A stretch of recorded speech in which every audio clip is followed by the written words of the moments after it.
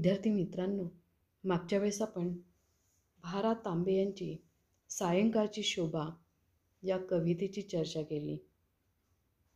आज आपण झुळूक ही जी कविता आहे तिची चर्चा करणार आहोत.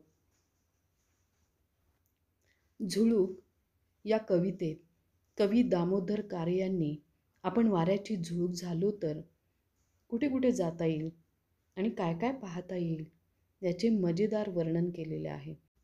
सर्वप्रथम आपण कविता वाचूया. वाटते सानुली मंद झुळूक मी व्हावे, घेईल ओढ मन तिकडे स्वैर झुकावे. कधी बाजारी तर कधी नदीच्या काठी, राईत कधी वा पडक्या वाड्या पाठी. हळू थपकत जावे कधी कानोसा घेत, कधी रमत गमत वा कधी भरारी थेट. लावूनी अंगुली कलिकेला हळूवार, ती फुलून बघे तो व्हावे पार पसार. परी जाता जाता सुगंध संगे न्यावा, तो दिशा दिशातुनी फिरता उधळून द्यावा. गाण्याची चुकली मुकली गोड लकेर, झुळझुळ झऱ्याची पसरावी चौफेर.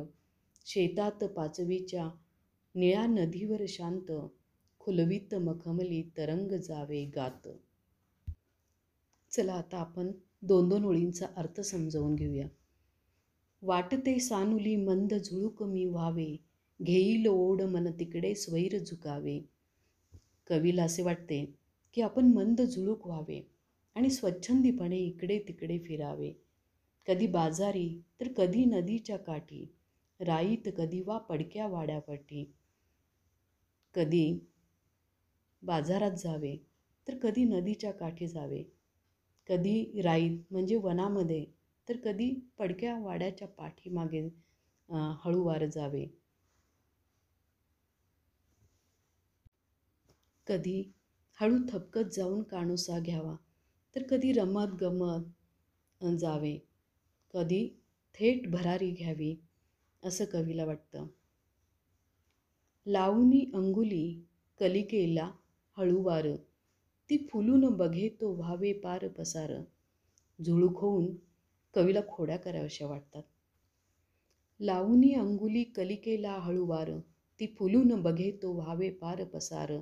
हळूच कळीला बोट लावावा आणि तिथून पसार व्हावे. ती इकडे तिकडे बघूपर्यंत, ती फुलून बघूपर्यंत तिथून पसार व्हावे. परी जाता जाता सुगंध संगे न्यावा, तो दिशा दिशातून फिरता उधळून द्यावा. पण जाता जाता आपल्याबरोबर तो सुगंध मात्र घेऊन जायचा आणि चारी दिशांना तो उधळून द्यावा असं कवीला वाटतंय. गाण्याची चुकली मुकली गोड लकेर, झुझू झऱ्यांची पसरावी चौफेर. झऱ्याच्या गाण्याची लकेर चौफेर पसरवायची आहे. शेतात पाचूच्या निळ्या नदीवर शांत, खुलवीत मखमली तरंग जावे गात. हिरव्यागार शेतात फिरायचे आहे. निळ्या शांत नदीवर झुळकीने मखमली या ठिकाणी निळे मखमली या विशेषणांनी कवितेचे सौंदर्य वाढवलेले आहे. अतिशय सुंदर अशी ही कविता आहे.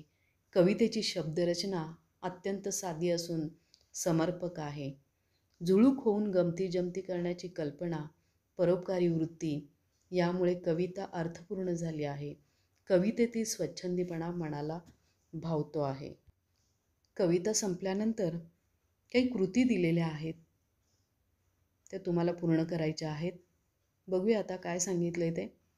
कवितेतील नाद माधुर्य निर्माण करणारे शब्द तुम्हाला लिहायचे आहेत. त्यानंतर दुसरं आहे कवीला कोण होण्याची इच्छा आहे. त्यानंतर आहे झुळकीने भेट दिलेली नैसर्गिक ठिकाणं सांगायची आहेत. आणि चौथं आहे यमक जुळणाऱ्या शब्दांच्या जोड्या तुम्हाला लिहायच्या आहे. त्यानंतर बघूया, चला सराव करूया. यामध्ये काही आकृतिबंध पूर्ण करायचे. त्यामध्ये झुळकेला ज्या ज्या ठिकाणी जावेसे वाटते ती ठिकाणं सांगायची आहेत.